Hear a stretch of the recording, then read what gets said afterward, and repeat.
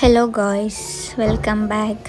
Actually ನಿನ್ನೆ 4:04 ಮಲ್ಕೊಂಡಿದ್ದು. So ಬೆಳಿಗ್ಗೆ 9 ಅನಿಸುತ್ತೆ ಎದ್ದಿದ್ದು. ಎದ್ದು ಫ್ರೆಶ್ ಅಪ್ ಆಗಿ ಓದೋಕ್ಕೆ ಸ್ಟಾರ್ಟ್ ಮಾಡಿದೆ. ಹಂಗೆ ವೀಡಿಯೋಸ್ ಎಲ್ಲ ಎಡಿಟ್ ಮಾಡಿ ವೀಡಿಯೋ ಅಪ್ಲೋಡ್ ಮಾಡಿ ಓದೋಕ್ಕೆ ಸ್ಟಾರ್ಟ್ ಮಾಡಿದೆ. ಫಿಫಾ ವರ್ಲ್ಡ್ ಕಪ್ ಬಗ್ಗೆ ಸ್ವಲ್ಪ ಇನ್ಫಾರ್ಮೇಷನ್ ನಂಗೆ ಗೊತ್ತಿಲ್ಲಲ್ಲ, ಅದನ್ನೆಲ್ಲ ಒಂದು ಕಡೆ ಸ್ಪೋರ್ಟ್ಸದ್ದು ಒಂದು ಕಡೆ ನೋಟ್ಸ್ ಮಾಡ್ಕೋತಾ ಇದ್ದೀನಿ. ಕರೆಂಟ್ ಅಫೇರ್ಸಲ್ಲಿ ಎಲ್ಲ ಮಿಕ್ಸಡ್ ಇರುತ್ತೆ ಅಂತ ಅದು ನೋಟ್ಸ್ ಎಲ್ಲ ಮಾಡಿಕೊಂಡು ತಿಂಡಿ ಮಾಡಿದ್ದು. ಆ್ಯಕ್ಚುಲಿ ತುಂಬ ಲೇಟ್ ಆಯಿತು, ಆಲ್ಮೋಸ್ಟ್ 12:30 ಆಗಿತ್ತು ಅನಿಸುತ್ತೆ. ತಿಂಡಿ ಎಲ್ಲ ಮಾಡಿ ಆರ್ಡರ್ ಇತ್ತು. ತಿಂಡಿ ಮಾಡೋಕ್ಕೂ ಮುಂಚೆ ಒಂದು ಆರ್ಡರ್ ಬಂತು ಓದ್ತಿದ್ದಾಗೆ. ಇಲ್ಲೇ ನಮ್ಮೂರಿಂದ 4 ಕಿಲೋಮೀಟರ್ ಅಲ್ಲೋಗಿ ಅವ್ರಿಗೆ ಡೆಲಿವರ್ ಮಾಡಿ ಮನೆಗೆ ಬಂದು ಮತ್ತೆ ಓದೋಕ್ಕೆ ಸ್ಟಾರ್ಟ್ ಮಾಡಿದೆ. ಇವಾಗೆಲ್ಲ ಓದೋದಷ್ಟೇ ಆಗಿದೆ. ಟೈಮ್ ತುಂಬ ಕಮ್ಮಿ ಇದೆ ಅಲ್ವಾ, ಒಂಥರ ಭಯ ಇದೆ ಈ ಸತಿ ಆದರೂ ಏನಾದರೂ ಆದರೆ ಸಾಕು ಅಂತ. ಜಾಸ್ತಿ ಕಮ್ಯುನಿಕೇಷನ್ ಪೇಪರ್ ಮೇಲೆ ವರ್ಕ್ ಮಾಡೋಕ್ಕೆ ಹೇಳಿದ್ದಾರೆ ನಮ್ಮ ಇನ್ಸ್ಟಿಟ್ಯೂಷನಲ್ಲಿ. ಲೈಕ್ ಇದರಲ್ಲಿ ಅಂದರೆ GK ಪೇಪರಲ್ಲಿ ಒಂದು 60 ಬಂದರೆ ಕಮ್ಯುನಿಕೇಷನಲ್ಲಿ 80 ಬಂದರೂ ಆಗುತ್ತೆ ಅಲ್ಲ ಅಂತ ಹೇಳಿದ್ದಾರೆ. ಕಮ್ಯುನಿಕೇಷನ್ ಮೇಲೆ ವರ್ಕ್ ಮಾಡಬೇಕು. ಏನೋ ಒಂಥರ ಟೈಮ್ ಕಮ್ಮಿ ಇರೋದ್ರಿಂದ ಎಚ್ಚರಿಸ್ತಿದೆ ಓದಬೇಕು ಅಂತ. ಮೊದಲಿನ ಥರನೇ ಫೋಕಸ್ ಮಾಡ್ತಿದ್ದೀನಿ. ತುಂಬ ಖುಷಿ ಇದೆ ಅದರಿಂದ, ಅಂದರೆ ಫೋಕಸ್ ಮಾಡ್ತಿದ್ದೀನಿ ಅಂತ. ನೋಡೋಣ ಏನಾಗುತ್ತೆ. ಏನಂತಂದರೆ, no matter what happens next, I won't stop studying until I get a job, and even if I didn't, I haven't lost. I gained knowledge, confidence and the courage to speaking boldly, ask questions without fear. ಈ ಥರನೂ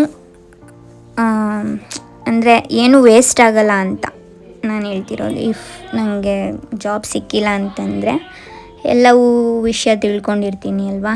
ಒಬ್ಬರು ಮುಂದೆ ಧೈರ್ಯವಾಗಿ ಮಾತಾಡ್ಬೋದು, questions rice ಮಾಡ್ಬೋದು. ಏನೂ ಮಾಡೋಕ್ಕಾಗಲ್ಲ. ನಮ್ಮ ಮನೆ ಬರದಲ್ಲಿ ಏನಿರುತ್ತೋ ಅದು ಪ್ರಯತ್ನ ಮಾತ್ರ ನಿಲ್ಲಿಸಲ್ಲ. ನೋಡೋಣ ಏನಾಗುತ್ತೆ ಅಂತ. ಇನ್ನು 32 ಏಜ್ವರೆಗೂ ಅಟೆಂಪ್ಟ್ಸ್ ಇದೆ ಅಲ್ವಾ, ಮಾಡ್ತಾನೇ ಇರೋದು. ಯಾವುದಾದ್ರೂ ಸರಿ ಒಂದು ತಗೊಳ್ಳೋದು. ಇವತ್ತೆಲ್ಲ ಓದೋದೇ ಆಯಿತು. ಆ್ಯಂಡ್ ಇವತ್ತು sports, polity, geography, Karnataka history ಇಷ್ಟು ಸಬ್ಜೆಕ್ಟ್ನು ಮುಗಿಸಿದ್ದೀನಿ. ದೆನ್ ಇವಾಗ ಪೊಲಿಟಿ ಆರ್ಟಿಕಲ್ಸ್ನ ಸ್ಟಾರ್ಟ್ ಮಾಡಿದ್ದೀನಿ. 25 ಆರ್ಟಿಕಲ್ಸು ಚೆನ್ನಾಗಿ ಓದ್ಕೊಬಿಡ್ಬೇಕು. ಯಾವುದೇ ಥರ ತಿರುಗಿಸಿ ಕ್ವಶನ್ಸ್ ಕೇಳಿದ್ರು ಆನ್ಸರ್ ಮಾಡೋ ಥರ. ದೆನ್ ರಾಜ್ಯ ಸರ್ಕಾರದ ಬಗ್ಗೆ, ಪ್ರೆಸಿಡೆಂಟ್ ಬಗ್ಗೆ, ಜುಡಿಷಿಯರಿ ಬಗ್ಗೆ, ಕಾನ್ಸ್ಟಿಟ್ಯೂಷನಲ್ ಬಾಡಿ, ಎಲೆಕ್ಷನ್ ಕಮಿಷನ್ನು ಅದ್ರ ಮೇಲೆ ಫೋಕಸ್ ಮಾಡಬೇಕು. ಜೊತೆಗೆ ನಾಳೆಯಿಂದ ಕಮ್ಯುನಿಕೇಷನ್ನು ಸ್ಟಾರ್ಟ್ ಮಾಡಬೇಕು. Like mental ability, computer, English grammar, Kannada grammar ಮೇಲೆ ಅದಕ್ಕೂ ಡೈಲಿ 2 hours ಟೈಮ್ ಕೊಡಬೇಕು. ಕ್ಲಾಸ್ ಕೇಳೋದು, ಓದೋದು ಇದೇ ಆಗಿದೆ. ಕೂತ್ಕೊಂಡ್ರು ಕ್ಲಾಸ್ ಕೇಳ್ತಿರ್ತೀನಿ, ಮಲ್ಕೊಂಡು ಕ್ಲಾಸ್ ಕೇಳ್ತಿರ್ತೀನಿ. ಓದೋಕ್ಕಾಗ್ತಿರ್ಲಿಲ್ಲ ಅಂತಂದರೆ ಅಥವಾ ನೋಟ್ಸ್ ಮಾಡ್ತಿರ್ತೀನಿ. Full busy. ಆ್ಯಂಡ್ ಇನ್ನೊಂದೇನೆಂದರೆ, ಗೈಡ್ ಮಾಡೋರಿದ್ದರೆ, ನಮ್ಮ ಸರೌಂಡಿಂಗಲ್ಲಿ ಓದೋರಿದ್ದರೆ ಅವ್ರನ್ನ ನೋಡಿ ನಮಗೂ ಓದಬೇಕು, ಅವರು ಓದ್ತಿದ್ದಾರೆ, ನಾವು ಓದೋಣ ಅಂತ ಓದಬೇಕಂತ ಅನಿಸುತ್ತೆ. ಆ್ಯಕ್ಚುಲಿ ನನ್ನ ಸರೌಂಡಿಂಗ್ ಪೀಪಲ್ಸ್ ಎಲ್ಲ ಹಂಗೆ ಇರೋದು. ಆ್ಯಂಡ್ ನಮ್ಮ ಸರ್ ಇದ್ದಾರೆ ನನಗೆ, ಅವ್ರು ತುಂಬ ಗೈಡ್ ಮಾಡ್ತಿರ್ತಾರೆ.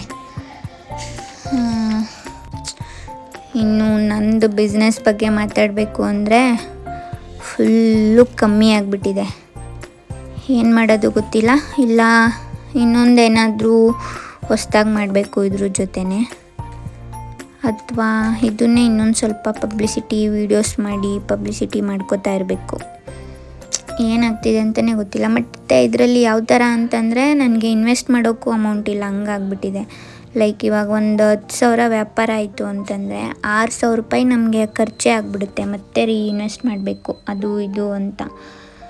ಇನ್ನು 4,000 ರೂಪಾಯಿ ನಮಗೆ ಪ್ರಾಫಿಟ್ ಸಿಗುತ್ತೆ. ಆ ಥರ ಖರ್ಚು ಜಾಸ್ತಿ, ಲಾಭ ಕಮ್ಮಿ. ಬಟ್ ನನ್ನ ಪ್ರೈಸಿಗೆ ನನಗೆ ಲಾಭ ಕಮ್ಮಿ. ನಾನು ಇದನ್ನು ಶಾಪ್ ಓಪನ್ ಮಾಡಿ ಇದನ್ನೇ 200 ನಿಯರ್ ಆ ಥರ ಇಟ್ಟರೆ ಒಳ್ಳೆ ಪ್ರಾಫಿಟ್ ಸಿಗುತ್ತೆ, ಖರ್ಚು ಕಮ್ಮಿ ಅನಿಸ್ಬಿಡುತ್ತೆ ಇವಾಗ ನಾನು ಸ್ಟಾರ್ಟಿಂಗ್ ಅಂದ್ಬಿಟ್ಟು ಎಲ್ಲ 100 ಒಳಗಡೆ ಮೆನು ಇದೆ ಅಲ್ವಾ ನಂದು ಚಾರ್ಜಸ್, ಹಾಗಾಗಿ ನನಗೆ ಸ್ವಲ್ಪ ಖರ್ಚು ಜಾಸ್ತಿ ಅಂತ ಅನಿಸ್ತಿದೆ. ಏನೂ ಮಾಡೋಕ್ಕಾಗಲ್ಲ, ಸ್ಟಾರ್ಟಿಂಗ್ ಅಂತ ಇಟ್ಟೆ, ನೋಡೋಣ ಏನಾಗುತ್ತೆ. ಇನ್ನೊಂದು ಸ್ವಲ್ಪ ನಾನು DBC ಎಲ್ಲ ಆ್ಯಡ್ ಮಾಡೋಣ ಮತ್ತು ಮನೆಯಲ್ಲೇ ಏನಾದರೂ ಮಾಡೋಣ ಅಂತ ಇದ್ದೀನಿ. ಸ್ವಲ್ಪ ಇದು ಎಕ್ಸಾಮ್ಸ್ ಕಡೆ ಫೋಕಸ್ ಮಾಡ್ತಿದ್ದೀನಿ. 1-2 ಮಂತ್ಸ್ ಆದಮೇಲೆ ಅಂತ ಗೊತ್ತಿಲ್ಲ ಏನು ಮಾಡ್ತೀನಿ ನಾವು. ನೆಕ್ಸ್ಟು ಬೇರೆ ಏನಾದರೂ ಅಂದರೆ ನಾನು ಜಸ್ಟು ಓದ್ತಾನೇ ಇರ್ತೀನಿ, ಅದು ಬಿಟ್ಟು ಬೇರೆ ಏನೂ ಮಾಡಲ್ಲಲ್ವ. ಸೊ ಏನೂ ಕ್ಯಾಪ್ಚರ್ ಮಾಡ್ಕೊಳಕ್ಕಾಗಲ್ಲ, ನೋಡೋರ್ಗೂ ಬೋರಿಂಗ್ ಅನಿಸುತ್ತೆ, ಬಟ್ ಏನೂ ಮಾಡೋಕ್ಕಾಗಲ್ಲ. ಮತ್ತೆ ಸಿಗುವ, ಬಾಯ್ ಬಾಯ್.